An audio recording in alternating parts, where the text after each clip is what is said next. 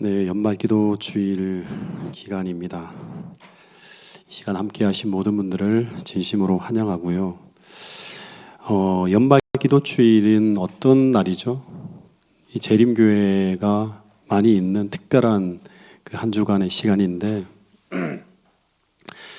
연말기도 주일은 구약시대 이 대속죄일과 같이 한 해를 돌아보며 첫 번째는 주님께 감사하고요. 그리고 더하여서 아직 하나님과 관계에서 해결하지 못한 죄된 부분이 있다면 깊이 회개하면서 한 해를 은혜롭게 마무리하기 위해서 주어진 기간이 연말기도 주일 기간입니다. 아울러 이 기간에는 우리 형제간 또 성도간 이웃간에도 해결하지 못한 불편한 마음들이 있다면 기도하면서 서로 용서를 구하고 그러면서 아주 은혜롭게 새해를 맞이할 것을 준비하는 그런 어떤 기간이 이 한 주간의 기간입니다. 특별히 그래서 이 연말기도 주일 마지막 안식일은 그 어떤 또 예식이 있죠? 예, 성만찬 예식이 있습니다. 그래서 정말 한 주를 은혜롭게 보내서 감사와 은혜가 넘치는 그런 안식일이 될 수 있기를 소망합니다. 한 주간 이제 가나안에서 가나안까지라고 하는 이 주제를 가지고 야곱의 일생을 좀 5번에 걸쳐서 좀 살펴보려고 합니다. 그러니까 고향을 떠났다가 다시 고향으로 돌아오는 과정 하나하나를 살펴보면서 그 한 해를 돌아보고 또 우리의 신앙을 다시금 점검할 수 있는 의미 있고 은혜로운 시간을 좀 보내려고 하는데요. 오늘 이야기의 시작은 이 서론적인 이야기입니다. 야곱이 거듭나기 전까지, 정확하게 말하면 베델에서의 경험 전까지의 좀 시간을, 삶을 좀 들여다보려고 하는데, 주제는 나의 실체를 직시하라 하는 어떤 그런 주제를 가지고 가나안에서의 야곱의 인생을 좀 들여다보려고 합니다.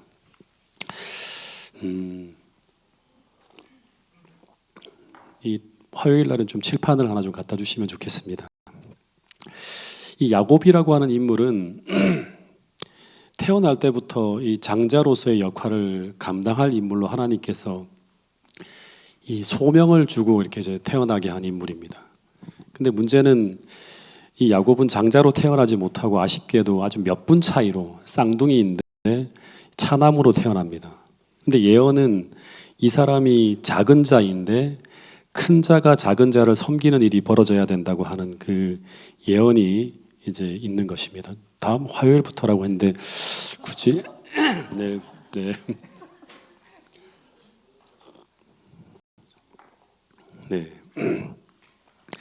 근데 상황은 이제 환경은 이제 이 야곱이 그 쭉 70년 가까이 77년까지 쭉 지내면서의 환경이나 상황은 도저히 이제 장자가 될 수 없는 상황이 계속 나타나는 것입니다. 왜냐하면 그 아버지 이삭이 그 장자가 될 거라고, 야곱이 장자가 될 거라고 하는 예언은 누가 받은 거죠? 리브가가 이제 받은 거예요. 리브가가. 근데 이 아버지 이삭이 그 예언을 믿지 않고 확고부동하게 나는 이 장자인 에서를 그 장자권을 줄 거라고 하는 그런 어떤 이야기를 계속 하는 것입니다. 그러다가 창세기 25장과 27장에 보면 야곱이 그런 상황 속에서 어떻게 하나님의 뜻을 이루어 가고 있는지를 보여주는 두 이야기가 나오는데, 근데 이 두 이야기들은 오늘 우리에게 어떤 메시지를 주고 있는가 하면, 첫 번째는 뭐냐 그러면 왜 에서라고 하는 인물이 장자가 될 수 없는지에 대한 이제 첫 번째 어떤 그런 스토리를 통해서 메시지를 주고 있습니다. 두 번째는 왜 야곱이 장자가 되지 못하고 거의 수십 년 동안 도망자로 보내야만 하는지, 그 이야기를 이제 쭉 이제 메시지를 전해주고 있는 내용이 25장과 27장의 그 이야기입니다. 그러니까 둘 다 반면 교사를 이제 우리에게 보여주고 있는 것이죠. 특별히 창세기 25장 27절에 보면 이제 이삭의 두 아들에 대한 이제 이야기가 쭉 나오는데, 이 두 아들이 어떤 성향의 사람들인지를 이제 보여주는 그 이야기가 처음에 나와요. 27절에 보면.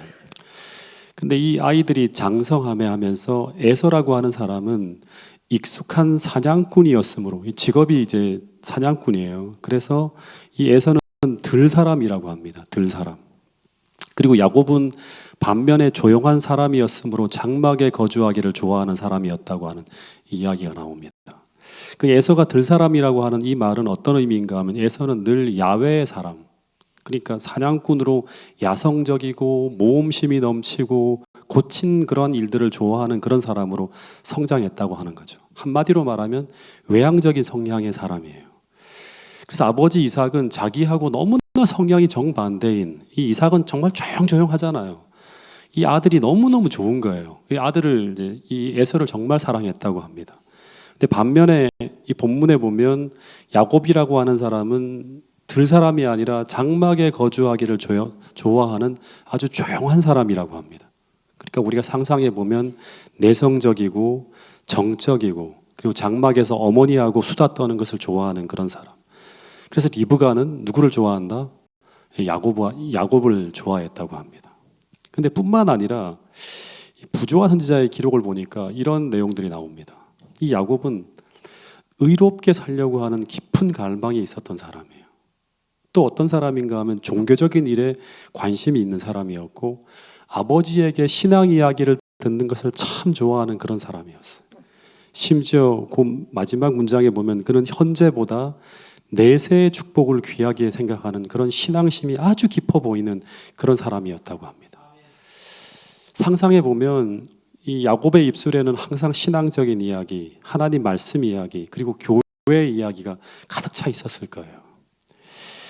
근데 이 말씀을 통해 보면 야곱은 겉으로 보면 아주 신앙심이 깊은 사람, 진짜 경건한 사람처럼 보여요. 제가 이렇게 좀 이 모든 야곱에 대한 텍스트를 다 읽어보면 아주 경건한 사람처럼 보여요. 에서는 진짜 말 그대로 겉으로 봐도 망나니이고, 그리고 모든 속도 봐도 뭐 투명해요. 모든 게 다 보이는 사람이에요.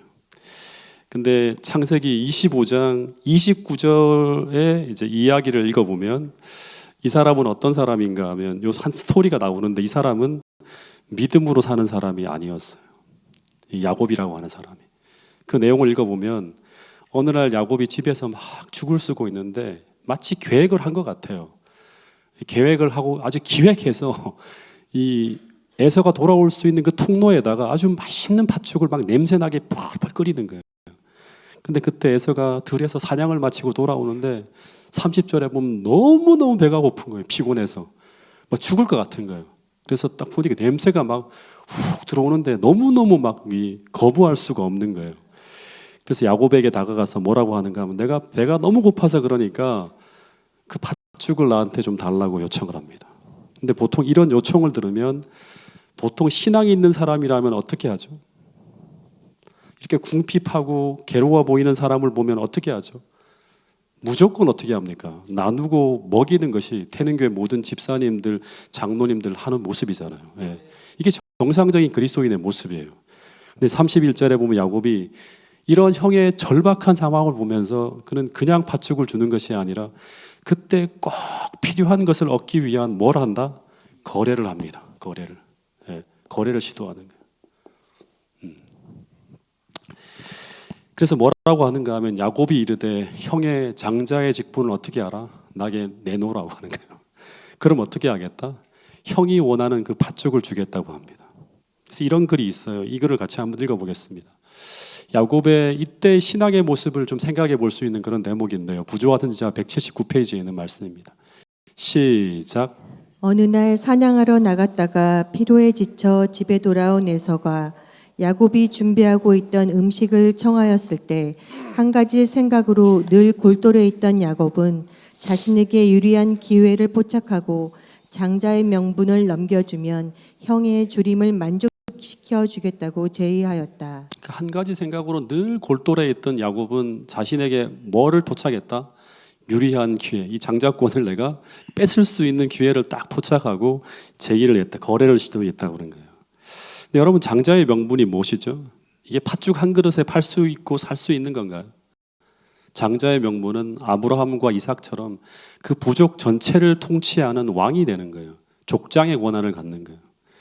장자가 되면 아버지의 재산을 다른 형제들보다 2배로 더 받을 수 있고요. 그리고 메시아의 조상이 되는 특권과 가족을 하나님께로 이끄는 제사장의 역할을 맡게 돼요. 그러니까 어마어마한 권한을 얻게 되는 거예요. 근데 야곱은 에서의 당장의 다급함과 배고픔을 이용해서 팥죽 한 그릇에 그것을 취하려고 하는 사람이 누구예요? 바로 야곱입니다. 그래서 오늘 이 이야기는 우리에게 2가지 사실을 알려주고 있는데, 그 하나는 뭐냐 그러면 에서가 장자의 직분을 굉장히 소홀히 여기는 사람이라고 하는 것을 이 텍스트의 이야기를 통해서 보여줍니다. 에서는 신앙에 대해서 전혀 관심이 없는 사람이에요. 동시에 또 하나 보여주는 이야기가 뭐냐 그러면 이 야곱이라고 하는 사람이 어떤 사람인지를 알려주고 있어요. 이 야곱도 어떤 사람이다? 겉으로는 되게 경건한 것처럼 보이지만 속을 뜯어보니까 이 사람은 어떤 사람이다? 하늘에 속한 사람이 아니다 하는 거예요.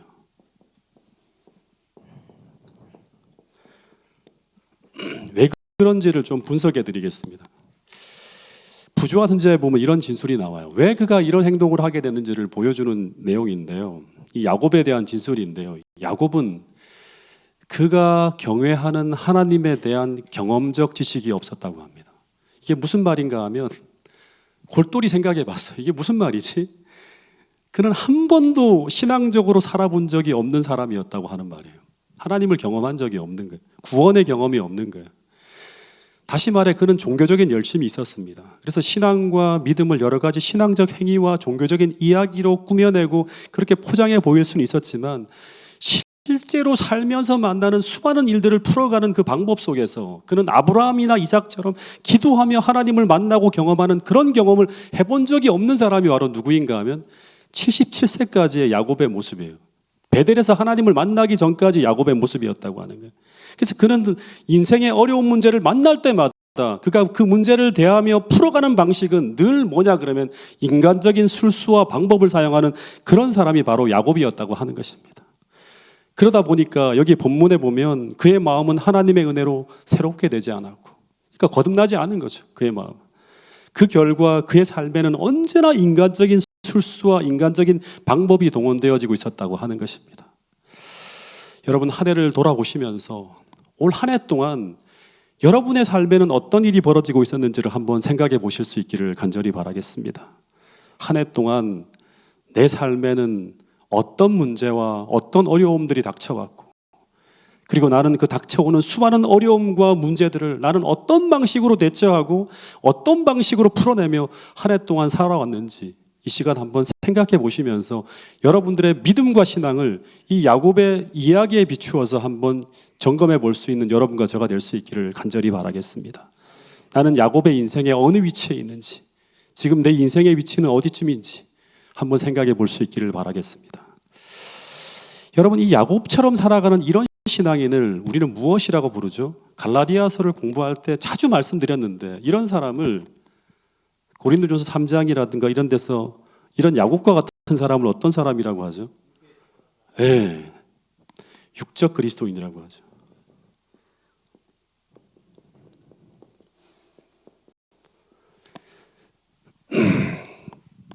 그러니까 이 육적 그리스도인이란 이 말은 이제 재림교회에서 많이 사용하는 용어로 쓴다 그러면 이름만 있는 그리스도인이라고 합니다.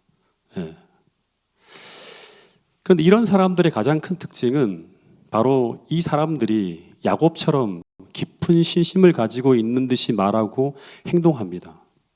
그러나 일상의 삶에서 사용하는 모든 힘과 지혜와 방법은 하나님이 주신 것이 아닌 늘 인간적인 것이라고 하는 거예요. 77년 동안 야곱은 그렇게 살았어요.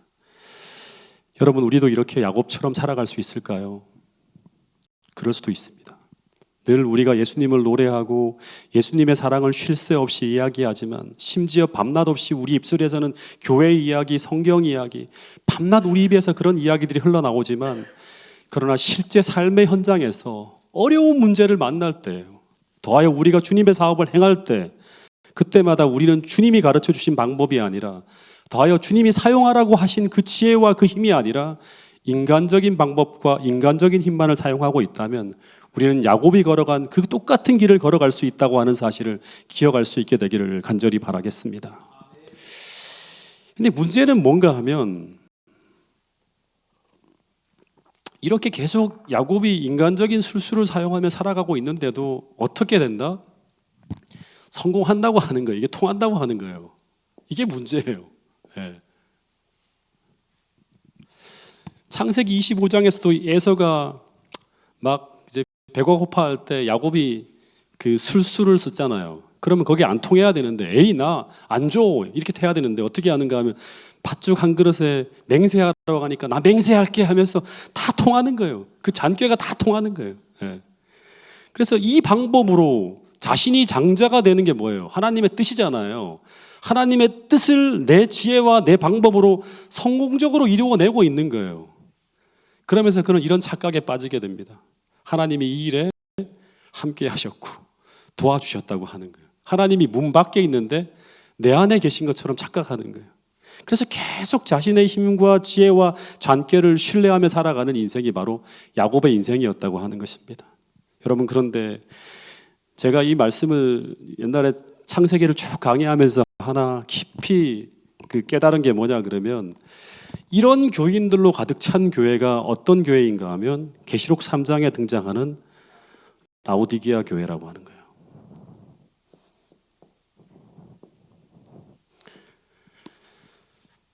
그러니까 이 교회는 하나님보다는 인간의 지혜와 힘과 능력과 잔꾀가 넘쳐나는 교회예요. 그래서 이 교회의 특징 중에 하나는 뭐냐 그러면 하나님의 능력이 아니라 눈부신 인간의 능력이 더 드러나는 교회예요. 그래서 이 교회는 부요하여 부족한 것이 없다고 하면서 하나님이 역사할 여지가 계속 줄어드는 거예요. 왜? 우리가 다 할 수 있으니까. 우리가 교회를 성장시킬 수도 있고 우리가 계속 부흥시킬 수도 있고 교회 성장하기라든가 수많은 학문들과 지혜를 통해서 동원해서 그 모든 일들을 할 수 있다고 생각하는 거예요. 그래서 베델의 경험으로 들어가기 전까지 정말 깊이 자신을 회개하며 이제 하나님을 의지하지 않고는 살 수 없는 상황 속에서 그 하나님을 만나는 그 경험을 하기 전까지 그들은 스스로 돌이키지 못하는 그런 문제 많은 교회가 바로 어떤 교회인가 하면 종말의 라오디게아 교회라고 하는 것입니다. 야곱과 같은 육적인 그리스도인이 가득 차 있는 거예요. 이게 현실을 직시하지 못하면 우리는 계속 어떤 길을 걸어갈 수 있는가 하면 야곱과 똑같은 인생의 길을 걸어갈 수 있다고 하는 것입니다.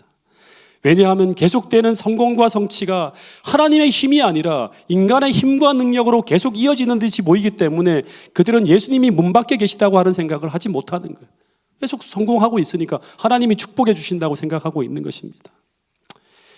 근데 이렇게 살아가던 야곱이 이제 나이가 77세가 되던 해 창세기 27장에 보면 그에게 이런 일이 벌어집니다. 야곱이 회심하기 전에 일어난 두 번째 스토리인데요. 그런데 이 스토리를 보면서 정말 우리가 많은 것을 생각하게 만드는데, 이 스토리의 시작이 뭐냐 그러면 창세기 26장 34절부터 35절에 보면 에서가 40세예요. 하나님의 뜻을 정면으로 거스리면서 두 명의 햇 여자와 결혼하게 되는 사건으로부터 시작되어집니다. 이 햇 여자가 어떤 여자예요? 이방인이잖아요. 그러니까 이게 뭘 드러내는 거예요? 이제 에서는 누가 보더라도 장자가 될 수 없는 모습을 온 천하에 드러내고 있는 거예요.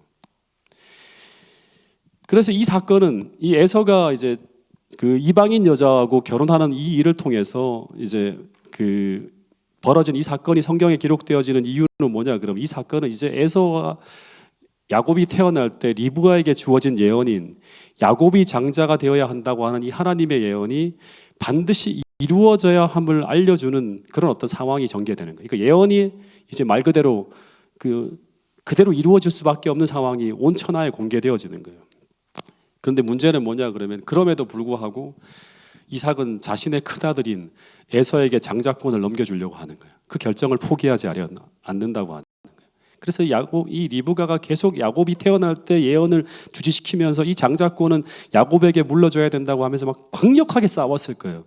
몇 년을 싸웠을 것 같습니까?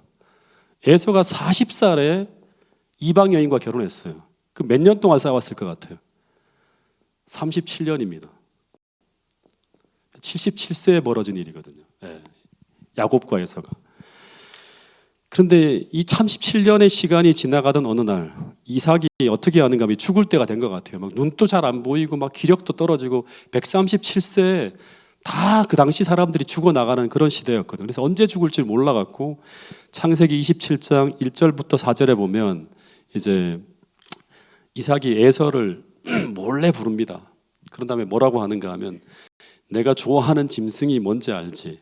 그를 잡아서 맛있게 요리해 오면 내가 그 짐승을 먹고 음식을 먹고 너에게 마음껏 축복해서 이 장자권을 너에게 넘겨주겠다고 하는 약속을 합니다. 그러니까 이게 뭐 하는 거냐면 이게 원래 이 취임식을 할 때는 부족 전체를 다 모여서 잔치를 벌이면서 이루어져야 되는데 지금 이삭은 그 잔치를 어떻게 한다? 둘만의 음식을 준비하면서 비밀리에 하겠다고 하는 거예요. 이것을 공개적으로 하면 어떻게 됩니까? 리브가가 축제 사자하면서 반대할 걸 뻔히 알기 때문에 이걸 몰래 하겠다고 하는 거예요. 근데 문제는 뭐냐 그러면 5절에 보니까 이 계획을 리브가가 탁 지나가다가 장막 뒤에서 몰래 엿듣게 됩니다. 그러면서 이제 하나님이 자신에게 주신 그 예언, 야곱이 장자가 되어야 한다는 그 하나님의 뜻이 이제 이 이삭이라고 하는 잘못된 지도자의 판단으로 말미암아 이제 좌절될 것처럼 보이는 거예요. 큰일 난 거예요. 여러분 이제 여러분들에게 물어볼게요. 만약 여러분이 리브가라면 어떻게 이 문제를 해결하려고 할까요? 마치 하나님의 뜻이 한 지도자의 잘못된 판단으로 다 무너지려고 하는 상황에서 우리는 어떻게 이 문제를 대처해야 될까요? 수십 년 동안 하나님의 뜻을 이루기 위해서 모든 노력을 다 해왔는데, 근데 그것이 좌절될 것처럼 보이는 거예요. 그때 우리는 어떻게 해야 되는가 하는 거예요. 이제 이 결정이 이루어지면 이게 축복 기도가 이루어지고 모든 게 다 끝나게 되면 어떻게 되는 거예요? 이제 되돌릴 수가 없는 상황인 거예요. 그때 우리는 어떻게 해야 되는가 하는 거예요. 그리고 리브가는 이 문제를 어떻게 해결하려고 시도했는가 하는 거예요. 우리 한번 생각해 봐야 돼요. 이 잘못된 반면 교사로 말미암아 야곱을 완전히 잃어버리게 되거든요. 당시 이삭의 나이가 몇 살이다? 137세입니다. 눈이 어둡고 귀도 어둡고 모든 감각이 무뎌요. 그러니까 오늘날은 안경이 있어서 보지만 당시에는 누가 누군지 잘 모르는 거예요. 막 잘 안 들려요. 목소리도 막 희미하게 들리고 하는, 귀도 먹어가고 눈도 잘 안 보이는 거예요. 그러니까 이 리브가가 어떤 생각을 하는가 하면 이 이삭을 어떻게 해서 속여서 에서에게 넘겨주려고 하는 장자권을 빼앗아야겠다. 이게 하나님을 돕는 길이라는 생각을 하는 거예요. 그래서 에서가 아버지의 말을 듣고 막 신나가지고 막 들러 나간 사이에 리브가가 발빠르게 야곱을 막 부릅니다. 그리고 이런 말을 했다고 합니다. 창세기 27장 6절부터 10절에 보면 이걸 한마디로 이야기하면 지금 아버지가 장자권을 에서에게 넘길 준비를 하고 있는데 이거 완전히 이건 잘못된 것이다. 알지? 그러는 거야. 그래서 이 장자권이 에서에게 넘어가면 이제 끝이다. 그런즉 너는 내 말을 따라서 이런 준비를 해서 그 에서가 받을 장자의 축복을 어떻게 알아? 너가 받아오라고 하는 거예요. 근데 이 말을 한마디로 하면 너는 아버지를 어떻게 해서? 속여서 에서가 받을 장자의 축복을 가로채어 그렇게 해서 그 하나님의 뜻을 이루라고 하는 거예요. 이 말을 듣는 순간 야곱의 반응이 어땠을까요? 이 야곱이 경건하고 하늘에 속한 사람이면 어떻게 해야 되죠?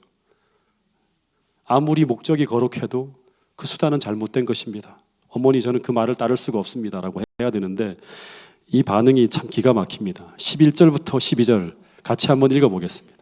시작.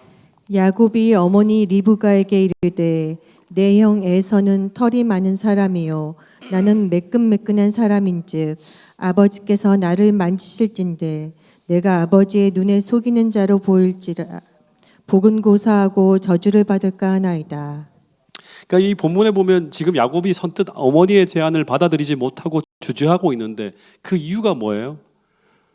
그것은 어머니가 제안한 그 행동이 죄이기 때문에 잘못된 불법이기 때문에 주저하는 게 아니라 어머니 못 속여요. 아버지가 만져볼 텐데 이 일을 행하다가 발각되면 나 죽어요 하면서 그래서 두려워서 주저하고 있는 거예요.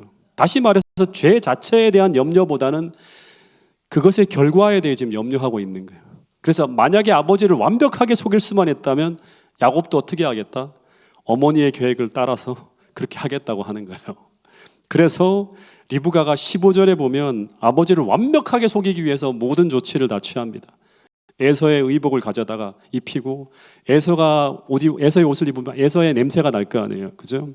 그리고 16절에 보면 그의 손과 목에 에서처럼 짐승의 털으로 딱 이렇게 입힙니다. 그리고 드디어 18절에 이 야곱을 아버지의 방 안으로 탁 들여다보냅니다. 근데 이때 이 야곱이 어떻게 들어갔는가 하면 그렇게 조용조용하고 내성적인 야곱이 마치 에서처럼 목소리를 흉내냅니다. 원래는 아버지 이렇게 해야 되는데 아버지 하면서 저 아버지의 맏아들 에서입니다 하면서 막 사냥한 고기 잡아가지고 왔어요. 마음껏 잡수시고 저를 축복해 주세요 하면서 막 에서처럼 호탕하게 막 이야기하는 거예요. 에서의 흉내를 내는 거예요. 근데 이삭이 생각할 때 20절에 보니까 이상한 거예요. 뭐가 이상하냐 그러면 어떻게 이렇게 속히 잡았느냐 하는 거예요. 너무나 빨리 잡아온 거예요. 근데 이때 야곱이 어떻게 하면 또 거짓말을 칩니다. 뭐라고 거짓말을 치죠? 거짓말을 정말 잘 치는 사람이 야곱이에요. 하나님께서 나로 어떻게 했다? 나가자마자 바로 짐승을 만나게 해주셨다고 하는 거예요. 하나님의 축복을 받았다고 하는 거예요. 거짓말을 합니다. 그랬더니 그래도 이상한 거예요. 그래서 21절에 이삭이 야곱에게 이르되 내 아들 한번 가까이 와보라고 하는 거예요. 과연 내 아들 에서인지 내가 한번 만져보려 하노라 하는데 이때 막 야곱의 마음이 떨렸을 거예요. 혹시 들키면 어떡하지 하면서.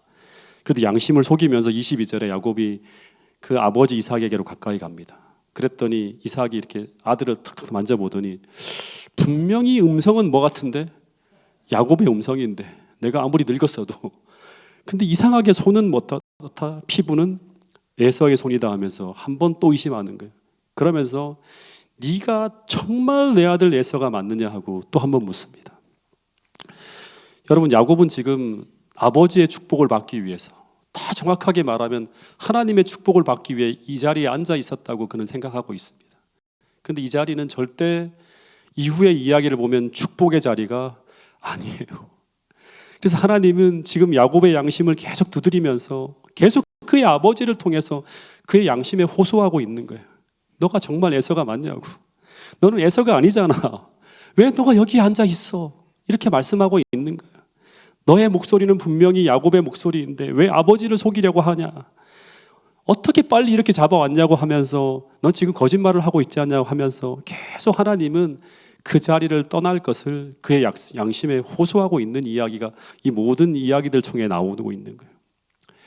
비록 이삭이 눈이 멀어서 그를 속이는 야곱을 보지 못하고 있지만 그러나 하나님은 지금 이 장면을 어떻게 하고 있다? 다 보고 있는 거예요.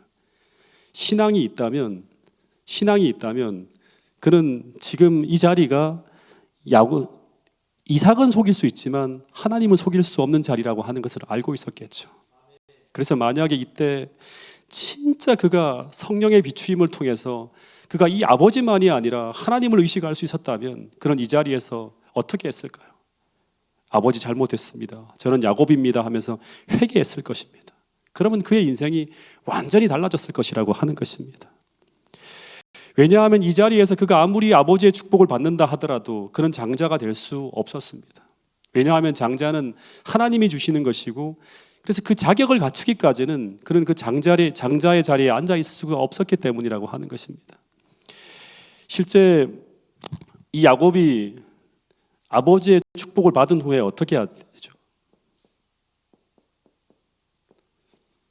아버지의 축복을 받은 후에 그는 어떻게 되죠? 즉시 그 집에 쫓겨나서 수십 년 동안 떠돌아다니게 돼요. 근데 이 스토리의 패턴이 똑같아요.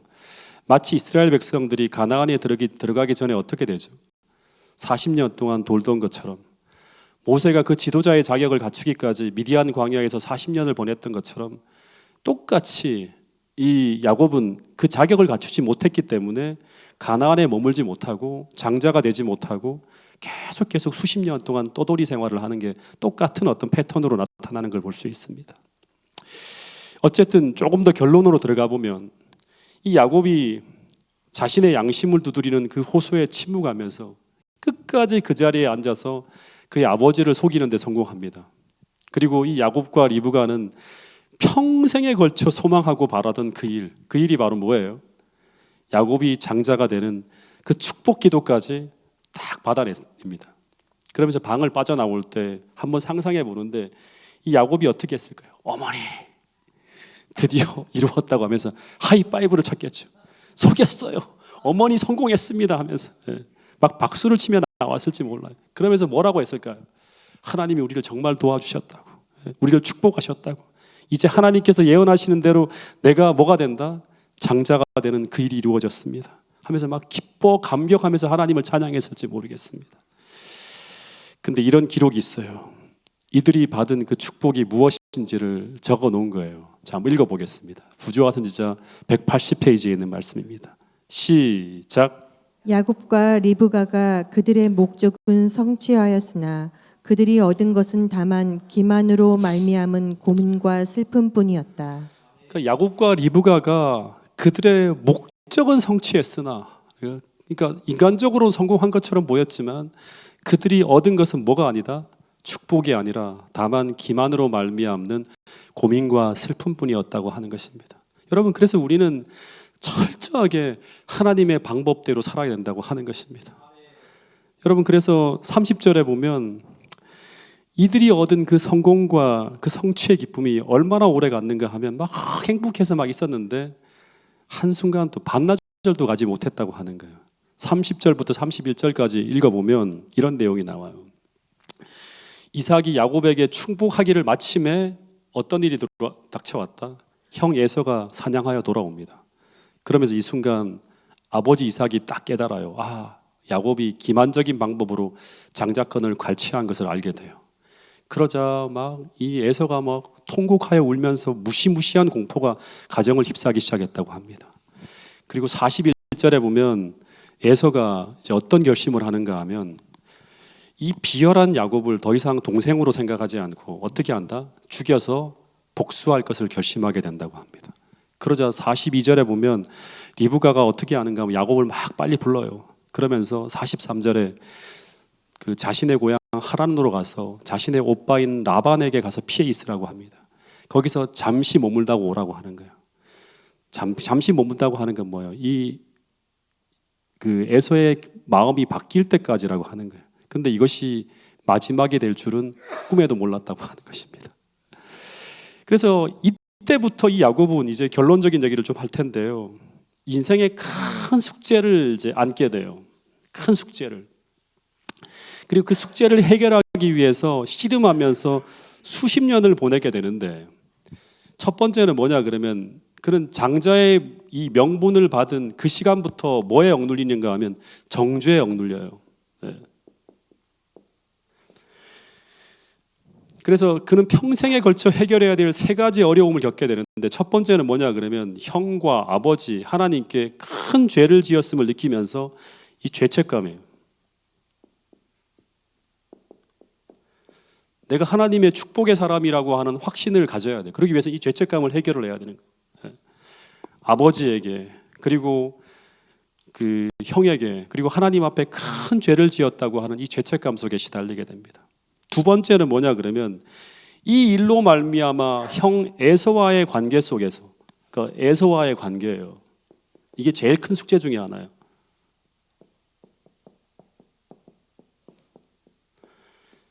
이 에서와의 관계 속에서 벌어지는 문제로 말미암아 그는 큰 문제를 겪게 됩니다. 에서가 살아있는 한 그는 고향으로 돌아올 수 없게 됩니다. 네. 그리고 그가 고향에 돌아올 수 없게 되면 어떻게 되죠? 장자로서의 직을 행할 수 없는 문제가 발생하게 됩니다. 그래서 어떻게든 야곱은 이 에서와의 관계를 해결해야만 하는 숙제가 생겼어요. 네. 여러분 한번 물어볼게요. 이 에서가 본 야곱은 어떤 사람인가요? 이 가나안을 떠나게 되는 이 77년 동안의 이 긴 세월을 통해서 그 야곱이라고 하는 사람은 에서에게는 어떤 사람이죠? 한마디로 말하면 신앙심이 있는 척 살아가면서 속으로는 가장 비열한 짓은 다 하는 천하의 몹쓸 위선자가 바로 누군가 하면 이 야곱이에요. 자신이 배고파하는 그 연약한 약점을 이용해서 너무나 이기적이고 비열한 방법으로 팥죽 한 그릇에 이 장자권을 취하는 그 얘기를 하잖아요. 막 이 인간은 이전에도 이렇게 했다고 하면서 더하여서 아버지를 속이고 자신을 아주 비열한 방법으로 속이면서 두 번씩이나 이런 야비하고 비열한 방법으로 장자권을 취하려고 하는 이 사기꾼 같은 존재가 바로 누군가 하면 야곱이에요. 세상에 없어져야 될 존재라고 생각하는 거예요. 그래서 이런 야곱은 제가 이렇게 상상해 봤어요. 에서에게만 이런 평가를 받는 사람이 아니라 모든 가족, 심지어 아버지와 가신들에게까지도 그런 평가를 받는 사람이었을 거예요. 왜냐하면 77년 동안 살았잖아요. 겉으로는 아주 신실한 종교인처럼 행하지만 그러나 하나님 말씀대로 살지 않는 사람이 바로 야곱입니다. 늘 이익이 걸린 부분에서는 양보하지 않고 언제나 잔꾀를 쓰는데 그 잔꾀도 그냥 인간적인 방법 정도가 아니라 아주 야비하고 비열한 수단과 방법을 잘 사용하는 사람이 누군가 하면 야곱이라고 하는 사람이에요. 장자권을 속여서 빼앗는 이 장면을 누구도 알까요? 그 가신들이 다 알죠. 이렇게 장자권을 빼앗았다고 하면서 그게 말이 됩니까? 그래서 그 당시 야곱과 함께 살아가던 사람이었다면 이 집안의 가신들이 볼 때 비록 신앙심은 없어 보이지만 정말 쿨한 성격을 가진 에서가 야곱보다 더 인간적으로 끌렸을 것이라고 저는 생각을 하게 됩니다. 그래서 이 에서의 입장에서는 부모님이 아무리 그가 하나님께서 예언한 장자라고 아무리 말씀해도 그는 절대 그 야곱을 하나님이 축복한 장자로 인정하지 않았어요. 왜냐하면 어떻게 이런 인간을 하나님께서 장자로 세울 수 있을 것인가? 생각해도 하나님의 이 축복을 받은 사람으로 보이지 않잖아요. 그가 생각할 때 야곱이 자신보다 더 나은 게 하나도 안 보이는 거예요. 내가보다 더 나은 게 뭐야, 저 사람이. 왜 저 사람에게 장자권이 넘어가야 돼? 말도 안 되지 하는 거예요. 그래서 그가 고향으로 돌아오려고 할 때 그는 이 야곱을 하나님이 함께 하시고 축복하시는 인간으로 인정하지 않았기 때문에 어떻게 한다? 군대를 끌고 가는 거예요. 죽여버리겠다고 끌고 가는 거예요. 하나님이 함께 하신다고 하는 그 두려움이 있었다면 절대 그렇게 못하죠. 다시 말해서 에서의 꿈에 하나님이 나타나서 어떻게 하죠? 약복강에서 어떻게 하죠? 에서의 꿈에 나타나서 어떻게 합니까? 야곱의 변화된 모습을 딱 보여줍니다. 이전에 그 사기꾼이 아니야. 수십 년 동안 그 도망자로 쭉 살아가면서 그 사람은 하나님의 은혜로 변화된 사람이야 하는 걸 쫙 보여주는 거예요. 그러면서 마음이 풀어지고 화해하게 되는 장면이 바로 이 약복강 나루토에서 벌어진 장면이라고 하는 것입니다. 여러분, 중요한 얘기를 좀 하겠습니다. 마찬가지예요. 아무리 우리가 예언된 남은 교회이고 진리교회라고 말해도 우리가 정말 그에 걸맞는 모습, 그 진리로 성화되어진 모습이 나타나지 않는다면 세상은 우리를 이 세상의 장자교회로 남은 무리로 인정하지 않을 것이라고 하는 것입니다. 이 똑같은 패턴이에요. 예. 그래서 이 야곱이 그런 술수로 이런 장자권을 취하면서 하나님의 뜻을 이루려 하다가 벌어지는 게 바로 뭐예요? 그래서 벌어지는 게 뭐예요? 야곱의 환란이라고 하는 거예요. 만약에 이 야곱이 하나님이 원하시는 방법으로 기다려서 그 모든 것을 얻었다면 비록 이 에서는 야곱의 장자권을 막 처음에는 인정하지 않을지 모르지만 불편하게 생각했을지 모르지만 그 모든 과정이 은혜로웠다 그러면 그는 이렇게까지 야곱을 미워하지는 않았을 것이라고 하는 것입니다. 이제 마지막으로 또 하나 생각해 보게 되는 것은 야곱은 이런 잘못된 행동으로 고향을 떠나 하나로 도망쳐 달아납니다.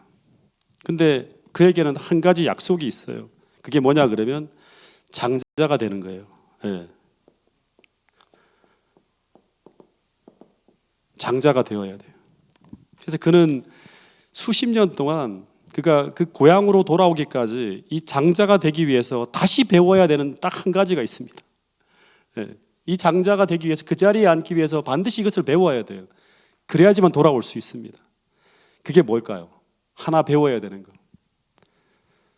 그것은 바로 뭐냐면 그 어떤 어려움과 고난 속에 처해 있다 하더라도 그가 그 하나님의 뜻을 어떻게 이루어야 된다? 하나님의 지혜와 방법을 사용해서 이루는 것을 배우는 거예요. 예. 이게 바로 뭔가 하면 믿음으로 살아가는 거죠. 예. 모든 그리스도인들의 기본기죠. 예.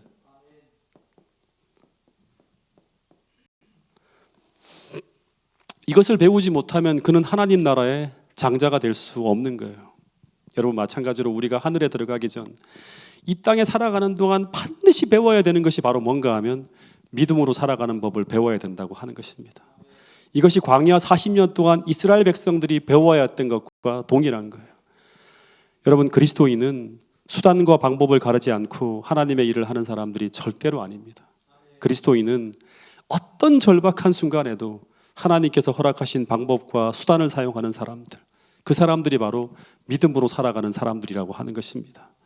여러분, 믿음으로 살아가는 것은 하나님의 방법으로 하나님의 일을 행하면서 하나님의 힘과 도움을 사용하고 경험하는 사람들, 그 사람들이 바로 누구인가 하면 그리스도인이에요. 여러분 하늘에 속한 사람이라고 하는 것입니다. 여러분 한 해를 돌아보면서 내 삶이 어떠했는지를 살펴보시고 앞으로는 수많은 우리의 삶 속에 해결되지 않은 문제들이 있을 거예요. 그 문제 하나하나마다 오늘 야곱의 방법이 아니라 오늘 하나님께서 거듭난 야곱에게 가르쳐 주신 그 방법을 통해서 우리가 그 방법을 사용함으로 말미암아 하늘에 속한 사람, 하늘에 갈 자격이 있는 사람, 그런 사람으로 거듭나게 되는 태능교회 모든 성도들이 될 수 있기를 간절히 바라겠습니다. 함께 기도하는 시간을 갖겠습니다. 우리 기도 제목을 좀 드리도록 하겠습니다. 첫 번째는 오늘 주신 말씀을 생각하면서 한 해 동안 나는 어떻게 살아왔는지를 한번 깊이 생각해 보는 그런 시간이 되기를 바라고요. 말씀대로 살지 못한 부분이 있다면 철저하게 회개하는 그런 시간을 우리 함께 가지기를 바라겠습니다. 또 하나는 한 해 동안 그래도 이만큼 평안하게 또 감사하게 인도하신 그 하나님의 선한 손길을 생각하면서 감사하는 그런 기도를 드릴 수 있는 그 시간을 갖게 되기를 바라겠습니다. 그리고 세 번째는 저를 위해서 기도해 주시고요. 두 번째는 우리 지금 캐치프레이즈 중에 첫 번째 말씀 중심의 교회로 계속적으로 우리가 경주할 수 있도록 그 기도 제목을 가지고 기도해 주시고 또 교회 환우들을 위해 기도해 주시는데 특별히 우리 곽승자 집사님과 김인호 집사님을 위해서 특별한 기도를 좀 부탁드리겠습니다. 그리고 세 번 마지막으로는 제가 또 반복적으로 얘기하지만 한 해를 돌아보면서 감사하고 회개하는 그런 우리 개인의 기도 제목을 가지고 기도하도록 하겠습니다. 우리 개인 기도 시간을 갖도록 하겠습니다.